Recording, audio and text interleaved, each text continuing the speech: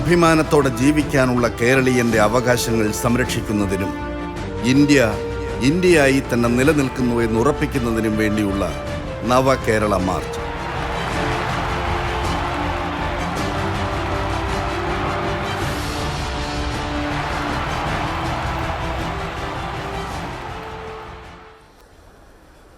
ഓരോ പ്രദേശത്തിൻ്റെയും തകർച്ചയെക്കുറിച്ച് ആളുകൾ വലിയ ഉത്കണ്ഠയോടെയാണ് അവതരിപ്പിക്കുന്നത്. ആ തകർച്ചയ്ക്കിരയായ വിഭാഗങ്ങളെ പ്രതിനിധീകരിക്കുന്നവരും നാടിൻ്റെ വികസനം പുറകോട്ടടിപ്പിച്ചതിനുള്ള അമർഷം ഇക്കൂട്ടത്തിൽ പ്രകടിപ്പിക്കുന്നുണ്ട്. എന്തുകൊണ്ടാണ് നമ്മുടെ നാട് ഇങ്ങനെയായത് എന്ന് പരിതപിക്കുന്നവരും കാസർഗോഡും മറ്റും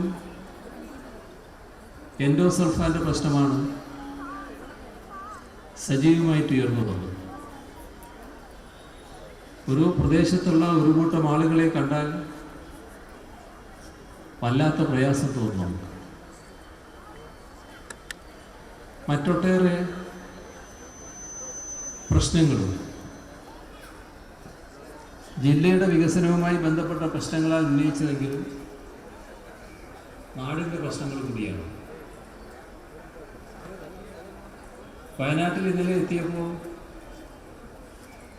കർഷക പ്രശ്നങ്ങൾ വലിയ ഉന്നയിക്കപ്പെട്ടു. യഥാർത്ഥത്തിൽ വയനാടിന് മാത്രം ബാധകമായി ഒന്നല്ലത്. പക്ഷേ വയനാടിന് പ്രത്യേകമായി ചില പ്രശ്നങ്ങളുണ്ട്. ആദിവാസി പ്രശ്നങ്ങൾ ഉന്നയിക്കപ്പെട്ടു. നേരെ ചൊവ്വേ ചികിത്സിക്കാൻ സൗകര്യമില്ല.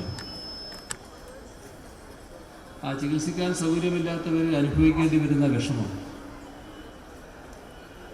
മരണമടയുന്ന ആദിവാസികളുടെ ദൈന്യത, അതുപോലെ തന്നെ ആരോഗ്യമില്ലാത്ത ഗർഭിണികൾ, പോഷകാഹാരക്കുറവ് വലിയ അനുഭവപ്പെടുന്നു. പിറന്നു വീഴുന്ന കുഞ്ഞുങ്ങളാണെങ്കിൽ ശരാശരി തൂക്കമില്ല. വലിയ ആരോഗ്യ പ്രശ്നം. 1000 ജനനം നടക്കുമ്പോൾ 12 കുഞ്ഞുങ്ങളാണ് നമ്മുടെ സംസ്ഥാനത്ത് മരണപ്പെടുന്നത്. പക്ഷേ വയനാട്ടിലെ ആദിവാസികൾക്കിടയിൽ 41. ഇത്ര ഭീമമായ വ്യത്യാസമാണെന്നർത്ഥം. ഇതിന് കാരണം ഗർഭിണികൾക്ക് പരിരക്ഷയില്ല, അമ്മയ്ക്കും കുഞ്ഞിനും പരിരക്ഷയില്ല, ചികിത്സക്കുള്ള സംവിധാനങ്ങളില്ല. അങ്ങനെ